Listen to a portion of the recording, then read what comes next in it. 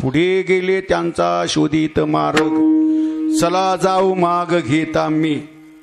त्या मार्गाने जायचं. कारण परमार्थ असा आहे, कोण्या तरी आदर्श महापुरुषाचं जीवन दर्शन झाल्याशिवाय परमार्थामध्ये सिद्धी नाही, सफलता नाही. सफलते करता माझ्या तुकोबरांनी अर्वाचीन प्राचीन महापुरुषांचा मागोवा घ्यायचा. मार्ग दावून गेली आधी दया आणि ती संतती. पण या मार्गाने प्रवास करीत असताना ईश्वर भक्तांना आपल्या साधनेचा रोज अनुभव येतो.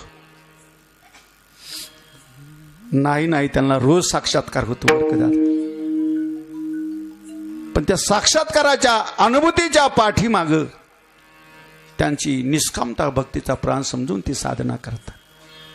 निष्कामता हे भक्तीचं प्राण आहे असं समजून साधना करतात.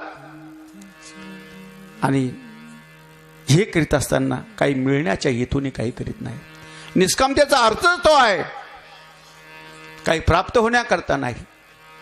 सहज जगायचं, सरळ जगायचं आणि देवा करता जगायचं. विठ्ठल विठ्ठल.